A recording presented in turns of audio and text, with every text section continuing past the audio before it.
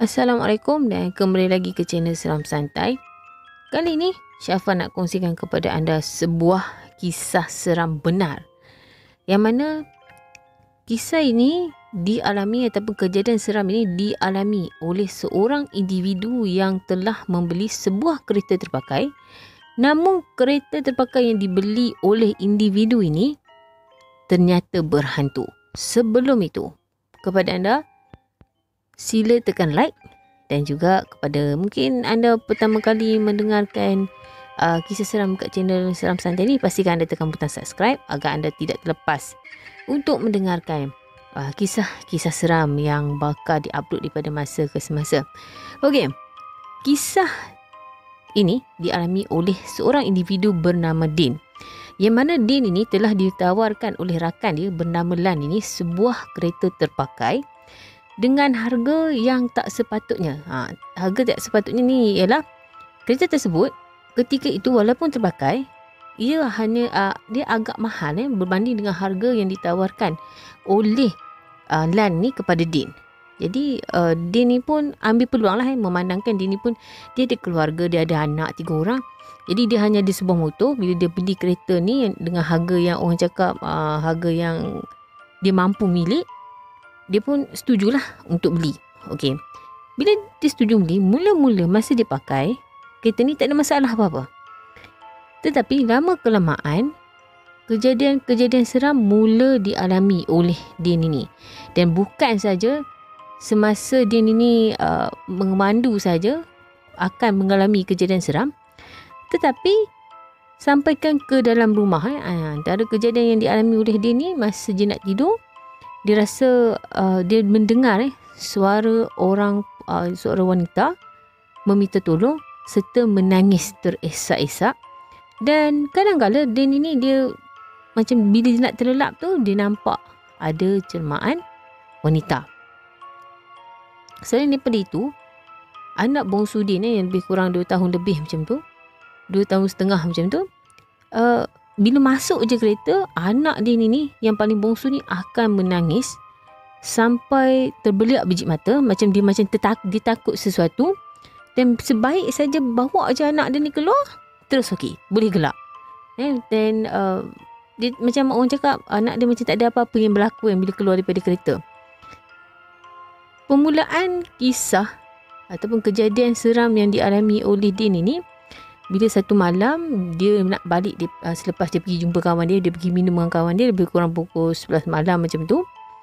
Bila tengah bawa kereta nak balik rumah, dia rasa macam ada penumpang, ada orang dekat tempat duduk belakang. Jadi dia pun toleh. Dia nak toleh, sebelum dia toleh tu, dia tengok dulu melalui cermin pandang belakang.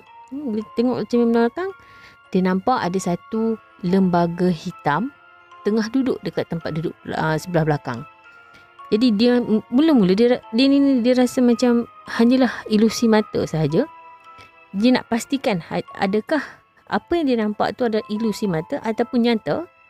Dia pun toleh. Dia toleh ke belakang, tiada sesiapa.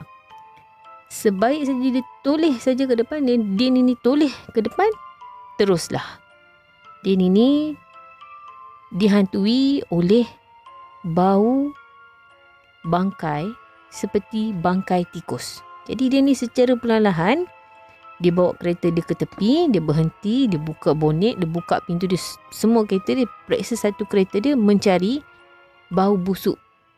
Masa dia tengah-tengah cari tu, bau busuk bangkai tu hilang. Jadi dia ni pun macam mengabaikan, dia balik rumah. Kemudian satu petang dia balik kerja. Balik kerja lebih kurang orang cakap waktu maghrib. Waktu maghrib ni kiranya dah sebab keadaan pun dah bertukar menjadi gelap, baru bertukar menjadi gelap. Setiap kereta yang berselisih ataupun yang datang daripada arah bertentangan mesti horn kepada Din. Dan ada juga yang bagi lampu tinggi, maksud orang cakap bagi high beam. Dia ni pun rasa macam pelik lah, dah kenapa setiap kereta yang selisih dengan dia ni bunyikan horn dan naikkan lampu. Jadi dia pun tengok melalui cermin sebelah orang cakap cermin sisi dia ni. dia nampak ada satu kain putih melayang ikut kereta dia seperti kain kapan. Jadi ketika itu dia agak cemas, berpeluh-peluh, walaupun dibuka aircon dia rasa macam berpeluh-peluh, sangat berpeluh-peluh masa tu. Dan lebih kurang beberapa saat macam tu, bila dia tengok balik ke arah cermin sisi dia tu, dah tak ada dah kain yang dia nampak tu. Jadi dia pun rujuk balik lah. Dah dua kejadian dia alami. Dua kejadian dia alami. Dia pergi jumpa Lan. Lan yang jual kereta dekat dia. Jadi Lan tu cakap, mungkin kau letih kot, sebab tu kau nampak bukan-bukan. Jadi dia pun rasa mungkin jugalah aku ni letih sebab tu aku nampak benda yang bukan-bukan. Jadi nak jadi orang cakap kisah yang kejadian yang akan membongkar keseluruhan ataupun punca kereta tersebut menjadi berhantu ni, bila satu hari ujung minggu, lebih kurang waktu maghrib macam tu, dia nak pergi ke rumah saudara dia di salah satu lokasi lah. Jadi dia melalui satu lebuh raya, dan kita faham hujung minggu banyak kereta. Kalau dia keluar lebuh raya ni sesak. Bila sesak, dia ni rasa macam boring. Dia pun buka lah radio. Bila dia buka radio, mula-mula siaran radio tu okey, keluar lagu apa semua. Tetapi tiba-tiba radio dia seolah-olah hilang siaran. Orang cakap hilang frekuensi kan. Macam kita lalu dekat kawasan yang berbukit, tiba-tiba radio kita tak dengar apa-apa, dengar bunyi bising je. Tapi masa radio lah ni, radio dia ni hilang frekuensi ataupun tak berbunyi. Masa tu dia dengar suara perempuan menangis meminta tolong, dan pada masa yang sama juga kereta Din ini jadi berat dan diikuti dengan bau darah sampai meloyakan tekak Din. Jadi dia rasa cemas lah, sebab ini ada kejadian ni adalah antara kejadian yang mungkin orang cakap yang paling agak teruk sikit lah daripada kejadian yang pertama dan juga kejadian yang kedua. Keesokan hari tu Din ambil keputusan. Dia ambil keputusan untuk pergi berjumpa dengan saudara dia. Yang mana saudara dia ni juga orang cakap macam bomoh lah. Orang yang bijak pandai dalam hal-hal gaib ni. Dia pergi menengok. Kalau bahasa yang selalu digunakan, pergi menengok apa sebenarnya yang ada pada kereta dia ni.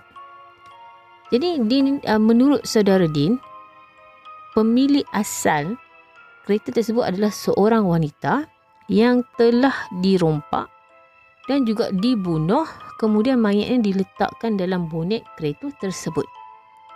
Keesokan harinya, Din ini dengan beberapa rakan dia yang lain pergi jumpa Lan balik. Jadi bila dia cerita dekat Lan ni rasa macam terkejut jugalah. Dia terkejut lah, macam mana dia boleh tahu kan.